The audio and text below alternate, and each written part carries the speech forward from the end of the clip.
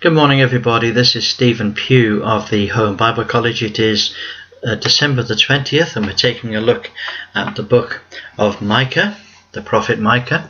Now, this book has only 7 chapters, was written by Micah in about 742 to 684 BC.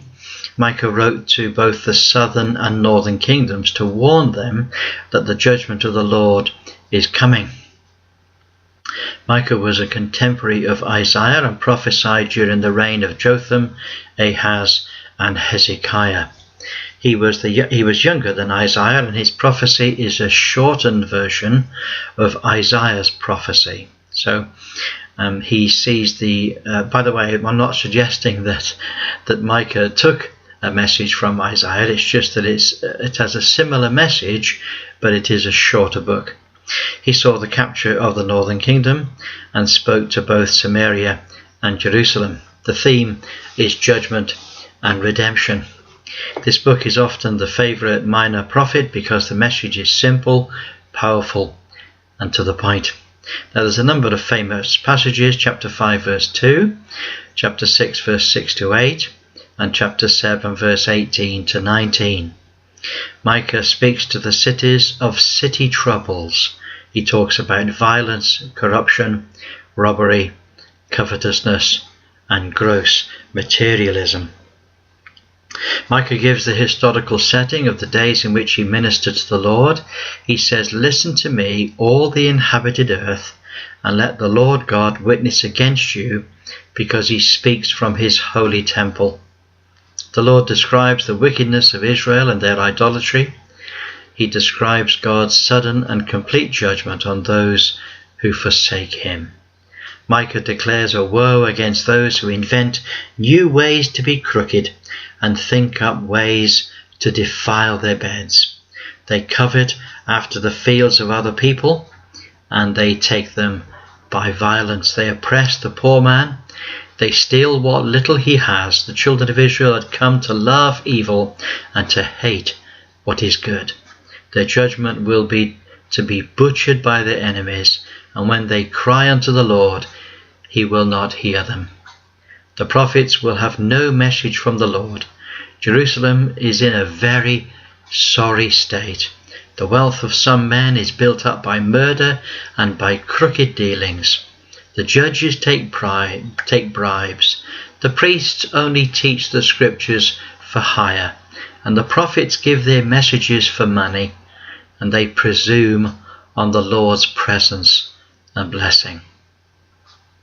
This nation was in an exceedingly sorry state. Now, there are a number of short passages that have come to my attention. I'd like to bring, for example, the introductory word there in the first chapter. It says, "The word of the Lord that came to Micah the Morashthite in the days of Jotham, Ahaz, Hezekiah, kings of Judah, which he saw concerning Samaria and Jerusalem." So this is the title for the book. But he begins saying, "Hear all the people." Okay, so in the first part it's "Hear all the people." In chapter 2 it's "Hear the leaders." And in chapter 3 it's "Hear individuals." You see, so not only does God speak to the whole world, but he speaks to the leaders, and then he speaks to the individuals. The message initially, verse 2, 3 and 4 is quite outstanding. We have echoes in Isaiah and other books. "Hear all ye people, hearken, O earth, all that dwell therein, all that dwell therein is, and let the Lord God be witness against you, the Lord from his holy temple. For behold, the Lord cometh forth out of his place, and will come down and tread upon the high places of the earth. The mountains shall be molten under him, and the valleys like a cleft, as wax before the fire, and as waters that are poured down a steep place." Now, we saw messages like this in all of the prophets previous. He talks about the transgression of Jacob. What is the transgression of Jacob? Is it not Samaria? You see, Samaria was the place that led Israel astray. And then in the next chapter, we have an interesting thing. He says, "Woe unto those that devise iniquity and work evil upon the beds. When the morning is light, they practice it, because it is in the power of their hand. And they covet fields, and take them by violence, and houses, and they take them away. So they oppress a man and his house, even a man and his heritage." These are days of avarice. These are days of manipulation and oppression of men. Verse 7, "O thou art named the house of Jacob, is the spirit of the Lord straitened? Are these his doings?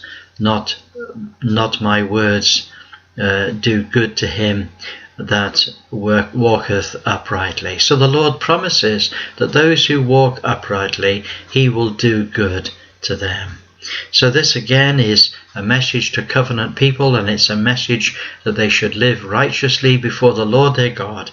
They should cease from their evil doings and walk uprightly before the Lord. And in chapter 3 he says in verse 1, "Is it not for you to know judgment, who hate the good and love the evil?" Now he's speaking to the leaders, to individual leaders, and he says, look, you ought to know how to make right judgment. You should be hating evil and loving good, but you hate the good and you love the evil.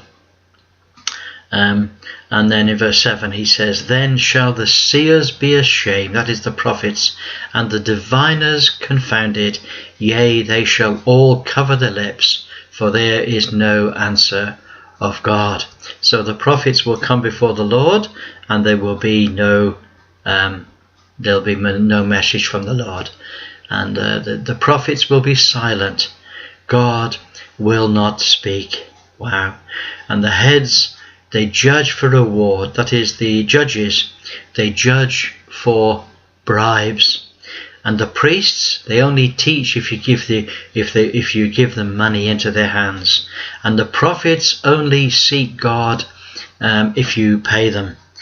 And yet they will lean upon the Lord and say, "Is not the Lord among us? No evil can come upon us." Well, how very self-deceived they are. They cannot imagine the judgment of God that will come upon them. These were exceedingly wicked days. They were days of violence and corruption, and they were days when God had finished speaking to the nation. These are terrible, terrible days in which to live.